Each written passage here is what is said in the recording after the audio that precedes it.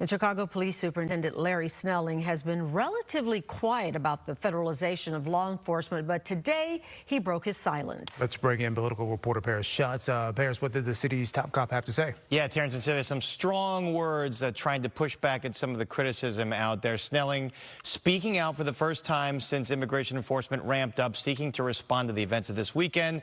That's where groups of vehicles allegedly followed and rammed federal immigration vehicles, and where a woman was shot by federal agents after allegedly attempting to hit those agents with her car. Now, Snelling offered this timeline of events. 10:36 a.m. police officers respond to dispatch that the woman was shot. They and the Chicago Fire Department accompany her to the hospital while securing the crime scene.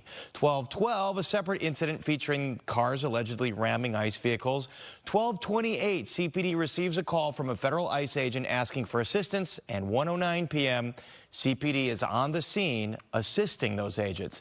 Now, Snelling was responding to viral social media posts that an order was given by Chief of Patrol John Hine not to respond to that 12:28 call. Snelling says no such order was ever given, although there might have been miscommunication, because Snelling says Hine did not want to send cops there unprepared without riot gear and gas masks.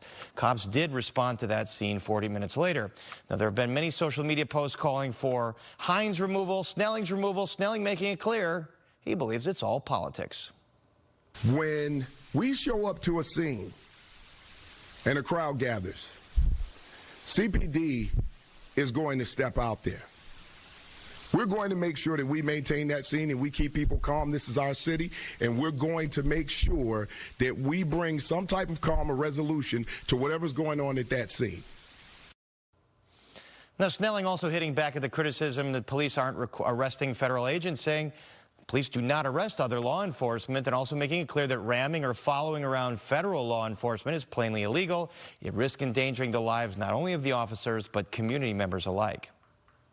If you ram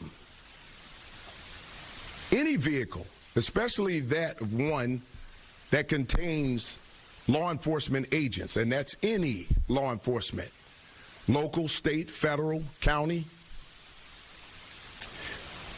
and you do this intentionally, this is considered deadly force. Deadly force is anything that can cause great bodily harm or death. When you plow into a vehicle that contains law enforcement agents, you're using deadly force. And they can use deadly force in response to stop you. Now, Miramar Martinez, the woman allegedly involved in that altercation who got shot, was released, discharged by a federal judge pending her trial. Snelling also reminded people that under Chicago's welcoming city law, it goes all the way back to the 1980s, police cannot assist federal agents in immigration enforcement, nor can they impede. So it puts that agency in a tough position, Sylvia. All right, thanks for that, Paris.